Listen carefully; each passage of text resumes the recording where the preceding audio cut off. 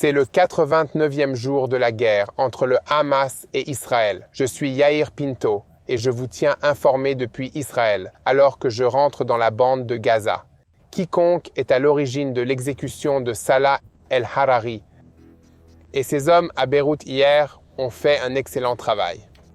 Ok, écoutez, celui qui a fait ça est un génie. Une exécution incroyablement précise, des renseignements de grande qualité en temps réel et un coup mortel au cœur d'une capitale arabe qui a mis fin à l'un des pires ennemis d'Israël. Bravo à tous ceux qui l'ont fait.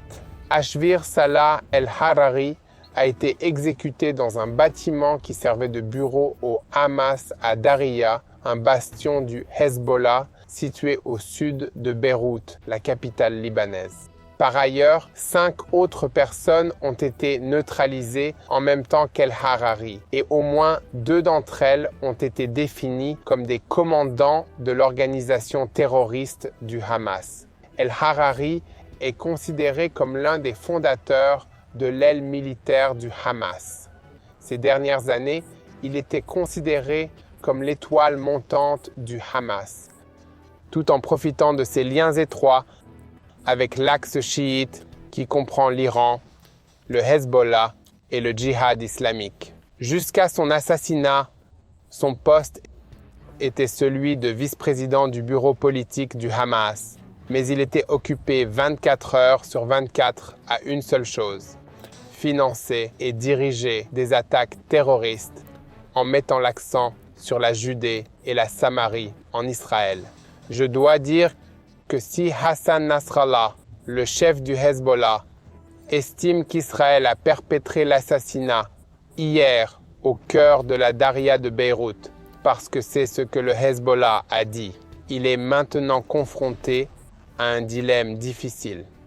Il est en train d'observer l'appartement où les chefs terroristes ont été neutralisés, c'est-à-dire ce qu'il en reste, et se demande s'il aimerait que tout Beyrouth et son peuple subissent le même sort dans 2 jours ou 2 semaines. Le porte-parole de Tsahal a déclaré en réponse aux accusations selon lesquelles Israël a perpétré l'assassinat qu'il n'y a pas de commentaire à faire sur cette question et que Tsahal continue à se battre et à défendre le pays. Dans la ville de Gaza, les combattants de la 401e équipe de combat ont mené un raid ciblé sur un bâtiment central de l'avant-poste oriental. L'avant-poste oriental est un centre stratégique de l'organisation terroriste Hamas dans la ville de Gaza, où des centres de contrôle sont utilisés pour gérer les combats dans l'ensemble de la bande de Gaza. Le bastion terroriste comprend 37 bâtiments situés au cœur d'une zone de population civile, à proximité d'immeubles résidentiels, d'écoles et d'hôpitaux. Sous le complexe, les combattants ont trouvé un bunker de contrôle souterrain de l'organisation terroriste Hamas, à partir duquel les commandants de l'organisation menaient les combats dans la bande de Gaza.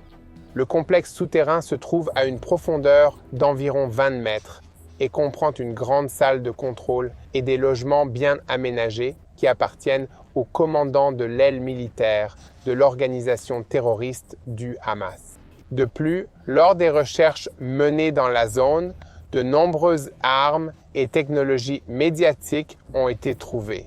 Dans le même complexe, les combattants du bataillon Shaked de la 400 et première équipe de commandement de combat ont localisé 5 puits centraux de plusieurs dizaines de mètres de profondeur qui sont reliés les uns aux autres et créent un vaste itinéraire de tunnels qui permet d'accéder à la zone de contrôle et à l'espace souterrain. Dans l'un des puits, les soldats de l'unité des forces spéciales de Shaldag sont entrés dans le tunnel et ont mené un combat contre les terroristes du Hamas cachés dans les profondeurs des tunnels. Tous les terroristes ont été neutralisés. Pendant que l'intervention souterraine se déroulait dans le complexe de l'avant-poste oriental, les combattants de l'équipe de combat numéro 52 ont identifié un bâtiment d'où les terroristes du Hamas ouvraient le feu et ont réagi en faisant une incursion dans ce bâtiment. Pendant le raid, il y a eu un échange de tirs intenses depuis les étages supérieurs du bâtiment. Les combattants ont tenté de contacter leur équipe de soutien extérieur tout en évacuant les blessés et ont riposté aux tirs des terroristes. Plus tard, l'affrontement s'est étendu à d'autres bâtiments dans la zone de l'avant-poste. Les combattants de Tsahal du bataillon et les forces de l'unité des forces spéciales de Shaldag ont éliminé la brigade terroriste. Ensuite, le 601e bataillon du génie et l'unité Ya'alam a détruit tout un itinéraire de tunnels qui avait été découvert. Dans la région d'El Bourraj, les combattants des 188 équipes de combat Golani ont trouvé des armes, des roquettes, des puits de tunnels et du matériel d'entraînement et de renseignement du Hamas dans de nombreuses maisons. Au cours des recherches, les combattants ont trouvé des roquettes à longue portée dans la maison d'une famille. Une autre arme utilisée par l'organisation terroriste Hamas a également été trouvée dans la maison. Les roquettes ont été détruites et les équipements de guerre ont été confisqués. Le lieutenant-colonel Yoni, commandant des forces de Tsahal, a déclaré hier. L'unité 890 et les forces spéciales du génie a découvert dans une maison d'apparence inoffensive dans laquelle vit une famille en bas au premier étage des missiles pouvant atteindre Tel Aviv. La semaine dernière, à Han Younes, les combattants de Givati ont mené une attaque dans le secteur de Ney Swahila, où ils ont trouvé une zone urbaine dense et ont combattu les terroristes à bout portant.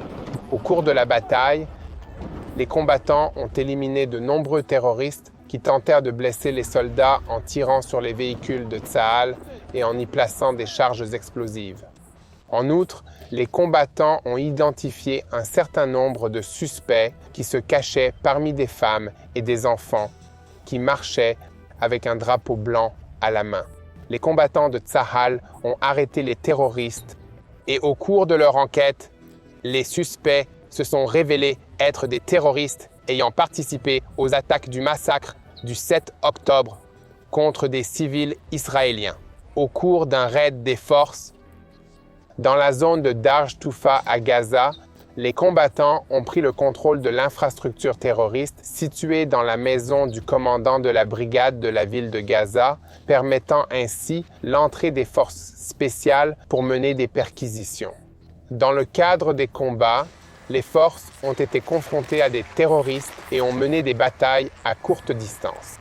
Au cours de cette rencontre, les combattants de la brigade ont éliminé des dizaines de terroristes, localisé et détruit de nombreux puits et matériels de guerre et trouvé des informations qui relient la mosquée centrale de la région de Darj Toufa à l'attaque terroriste meurtrière menée par l'organisation terroriste Hamas le 7 octobre et d'où les terroristes sont sortis.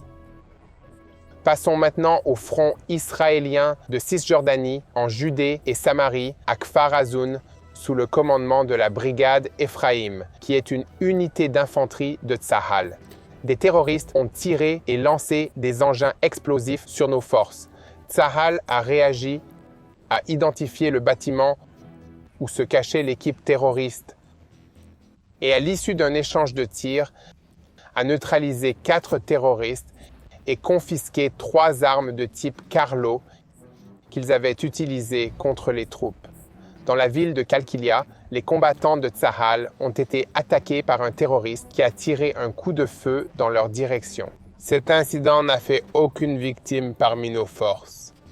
Par ailleurs, des soldats de Tsahal, du Shin Bet et de la police des frontières ont arrêté 7 personnes recherchées en Judée et en Samarie au cours de la nuit. Les armes confisquées ont été retrouvées chez les suspects qui ont été arrêtés et remis aux forces de sécurité pour la suite de l'enquête. Je tiens à saluer un autre soldat de Tsahal tombé au combat. Il a perdu la vie en défendant l'État d'Israël dans cette guerre contre le Hamas, contre le Hezbollah et contre d'autres mouvements terroristes palestiniens en Cisjordanie. Il s'agit du major Miriam Moshe Gersh, âgé de 21 ans et originaire de Petah Tikva. Il était combattant dans l'unité Yalam, corps du génie de combat, et il est tombé dans la partie nord de la bande de Gaza. Je voudrais conclure en mentionnant une enquête menée par le New York Times concernant les attaques du massacre du 7 octobre perpétrées contre Israël par le Hamas.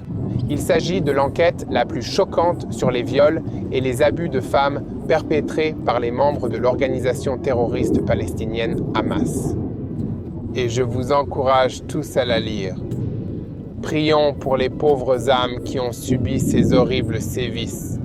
Je veux prier pour la santé mentale des personnes qui ont vu et été témoins de ces choses. Je veux prier pour la vérité, pour que chaque personne dans le monde sache ce que le Hamas a fait le 7 octobre et que le terrorisme islamique prenne fin dans le monde. Priez avec moi pour la paix d'Israël, la paix de Jérusalem et pour que Tsahal parvienne à vaincre le Hamas et à ramener nos otages chez eux après leur captivité. Et aidez-nous en partageant avec le reste du monde la vérité sur ce qui se passe en Israël.